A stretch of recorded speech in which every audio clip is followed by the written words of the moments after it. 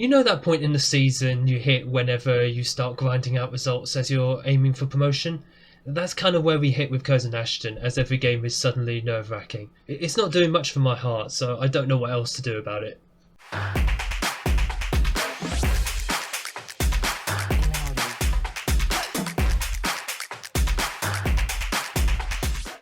Hello and welcome back to episode 9 of Unemployed to Legend here with Curzon Ashton. My name is Craig, and coming up in today's episode we have two league games away, both of them actually away, against fellow promotion chasers Gateshead and away against Kidderminster. Since you were last with me, we've done about half a dozen games all in the league, as that's all we've got left to focus on this season, and it's probably just as well because, well, we are grinding out a few results now. Hereford's been the odd exception where we won by 2 clear goals, but everything else we've either won by 1 goal or, in the case of Gloucester, a 1-1 draw at home.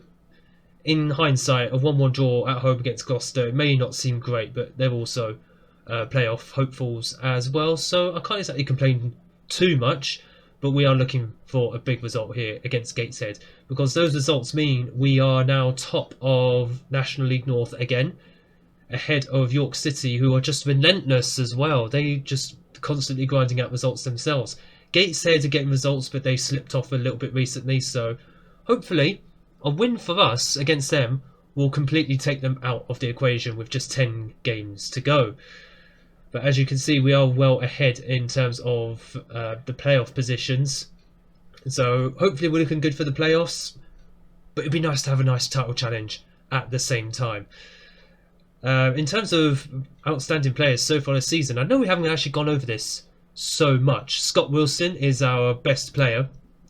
He's the 3rd best player in the league, which is a bit of a problem because in the last episode I did say that we made him a promise that we were going to strengthen the right wing, which I have not done because there's no good right wingers out there at the moment, probably not till the end of the season. But in 11 days time, off camera, he's going to come to me and say, well, you promised me you'd do this. Well, I'm sorry, Scott, but, you know, the market's kind of crap right now for players, so you're just going to have to wait. But other than that, oh, I said I was going to have a look. There we go.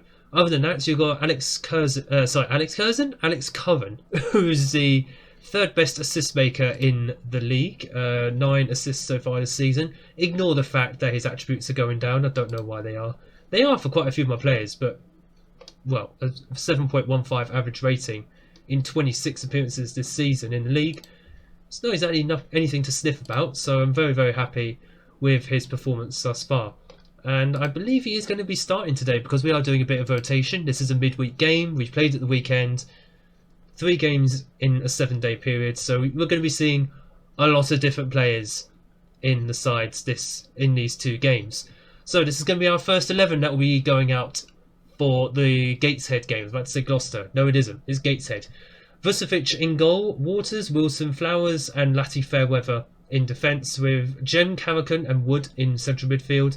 Adabihi has been outstanding for us so far this season, but he's been rotated out just to make sure he's not too tired for the rest of the season. Curran and Rickard on the wings, Knowles and McKay up front. A couple of extra things. Adam Thomas did get injured again. He is back from injury, but he keeps getting injured, so I'm having to manage his game time very, very carefully to make sure that he doesn't go off injured again. So I hope. And where is the other man that I wanted to see? Yes, Andre da Silva Mendes has only played 2 cup competitions for me, 2 cup games for me. You've not seen him play, I think, at all. In fact, have you seen him play in any of those games? Southend and Blythe. No, you haven't. You haven't seen him play at all. But he's been called up to the under-21s for Portugal. Yeah, my backup goalkeeper, who shouldn't even be a backup because he should be getting first team games, but he isn't because Vucevic I kind of trust a little more at the moment. Famous last words. Hopefully he proves me right. But Da Silva Mendes is a under-21 goalkeeper with Portugal. So that's something to keep an eye on for the rest of the season, because his manager at... What club is he from? Morecambe? Yeah. The Morecambe manager has basically come to me and asked why he's not playing, which is fair enough considering what I promised by accident. So if he does perform, if he does play for the under-21s for Portugal, I might have to consider giving him some game time. just so not only the Morecambe manager is happy, but maybe he'll be worth bringing back next season. Who knows? Let's see. Recent form standings have Gateshead in 8th, while we're in 1st. Fair enough. Let's see if that works then.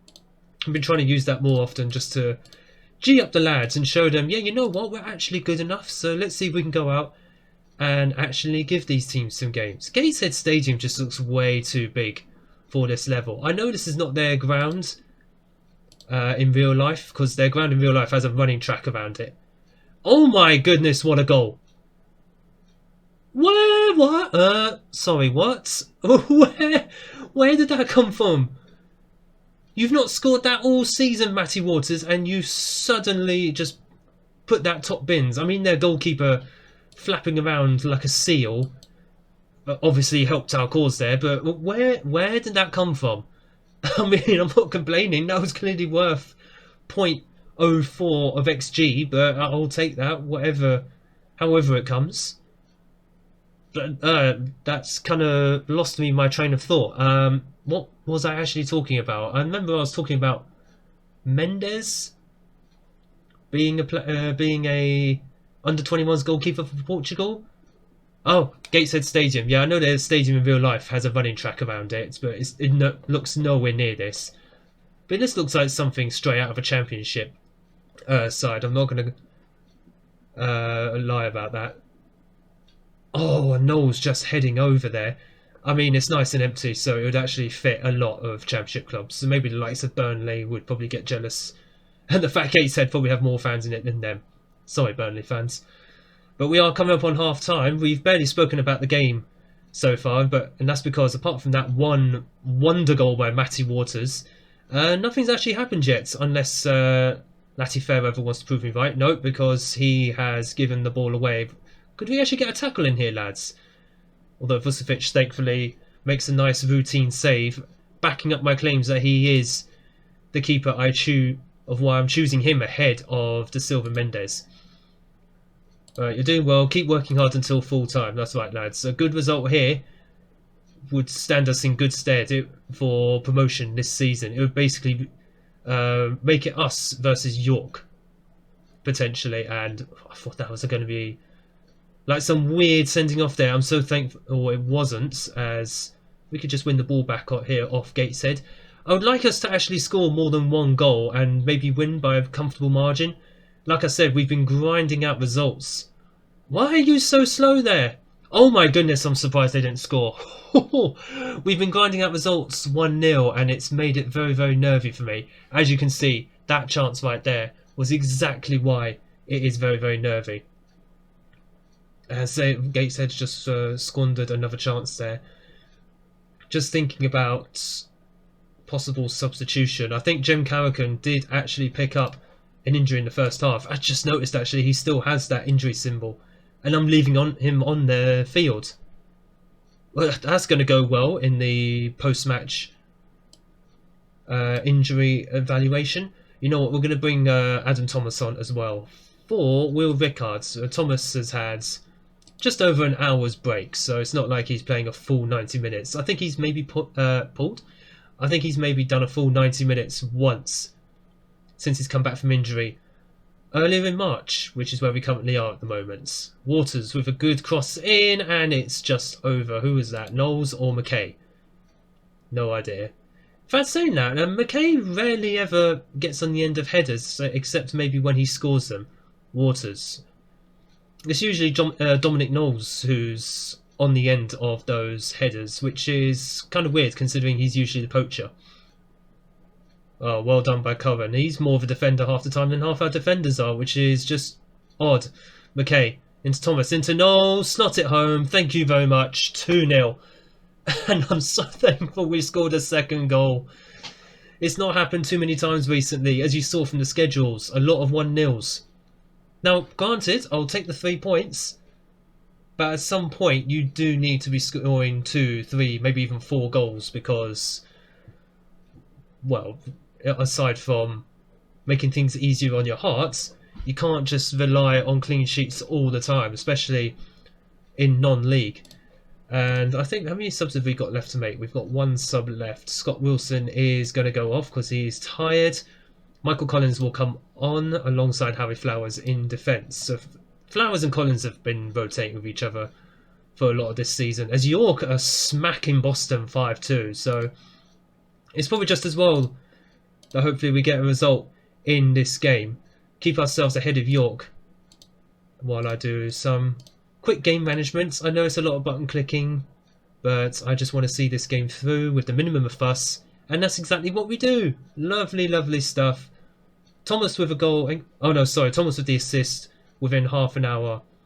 Within the half an hour cameo that he's had coming on, and that is why I manage his game time very, very carefully. He's valuable to this team, and he started showing up in the league as well. But look at that, 69 points in first place, ahead of York 68. We are 9 ahead of Gateshead now with 9 games remaining. Hopefully this will be a straight shootout between us and York for the rest of the season. A few changes for the Kidderminster match. Adebayi and Witham both come in midfield, and Hales Doherty on the right wing in place of Will Rickard.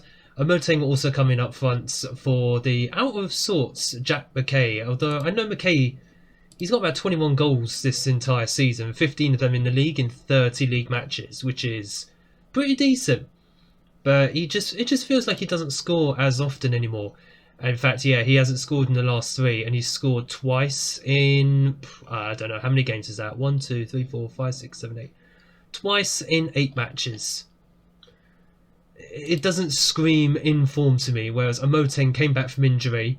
Oh yeah, he was injured recently as well, and he scored on his return to the squad, so he's going to come back in for today's game. Other than that, it's the same. All the other players are the same as the last match. I was going to consider putting De Silva Mendes, our under-21s Portuguese keeper, in goal because he's been capped for the under-21s of Portugal, but he doesn't have the match fitness that Vucevic actually has. So for that reason, I'm going to stick with Vucevic in goal for this match. Yes, we're going to go with that. We are the form team. We have to remember that we can go up against anyone and win on our day. Vucevic, I still trust in goal for the moment. De Silva Mendes, like I said in the last game, or before the last game, he is someone I'm looking at very, very heavily for next season. But in order to get him back next season, because he's on loan, we need to be giving him some game time. Otherwise, Morecambe are not going to loan him to us. And one thing we don't have to worry about is one of our own players performing now with a cracking shot. Alex Curran smashing the ball home. Lovely, lovely goal from him. It's been a while since he scored, but he's just reminding us he does have that in his locker. Always handy to see that. So I'm just making sure that the tablet is actually as I like it. Keep swapping. Curzon Ashton will be here for away games. They'll be over here for home games. Yeah, it's kind of frustrating when a Football Manager can't just leave it all in one place. But whatever, as long as it's here, as long as I have it the way I like it, then I know what I can look at and make decisions based off that. I like to know what our body language is saying. I like to know who's motivated, who's anxious. If they're anxious, they're coming off, probably. But also, I like to see who of the other team is tired. In fact, speaking of which, Lati Fairweather is looking very tired. Did he pick up an injury towards the end of that? Because if he did, that is something I need to be aware of. Let's have a look. No, not at the moment. To be fair, I should probably have rotated him out for Challoner. So that is my fault. That's something I'm going to have to keep an eye on for the second half, because we don't have a right back on the bench. So I'm going to have to do some serious thinking and tinkering around if we need to take him off. But Adebayi, another cross by Waters, but nobody's in the middle to meet that one. He's got a lovely left foot on him, does Waters, with him.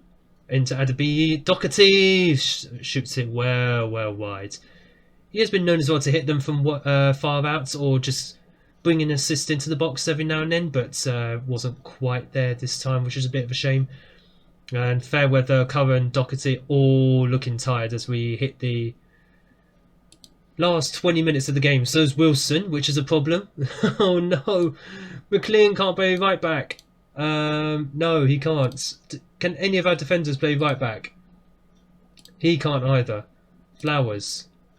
He definitely can't. Collins. Oh God. Right. Doherty's going to have to come back here and be on support. And in fact, I'll tell you what we'll do. Oh, good grief. That's a bit of a problem because Fairweather is going to need to come off at some point. Right, so I'll tell you what we are going to do. Adebayi is looking very, very tired, so he is going to come off. Can Witham go into that role? Not really. What's he good as? He's not good as anything. I messed up my bench. No, this is not good news. Marcus Wood is going to come on anyway for Dale Witham. Oh God.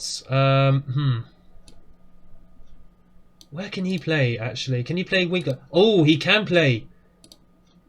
He can play sort of wing back. Oh, heavens. This is not going to be ideal, but we've got no other choice. Adam Thomas is going to have to play as a wide, very wing back right there. We'll put him on defend or support, actually. You know what? No, we'll put him on support. And that's going to be the only change we're going to make for the moment. So I say changes with 17 minutes to go. Some messed up defensive changes there. I mean, Marcus Woods, that's fine. That's absolutely fine. Collins is going to be the final change for Scott Wilson, who's tiring a lot more often these days. As we're literally just trying to hold on here for a good result. Hopefully, Kidderminster are just a bit too tired, I hope. As hopefully we'll hold on for that. Yes, a 1-0 victory with Adam Thomas at wing back. Doesn't happen very often, does it? In fact, that's the first time that's ever happened. Well, yeah, we were not at our best today. Absolutely not at our best, but a 1-0 win. Again, we're just grinding out those results now until the end of the season. And that keeps us top as York did win their game, thrashed Leamington 4-1. I mean, it shows in the goal difference. York have 34 goal difference. Ours is 20.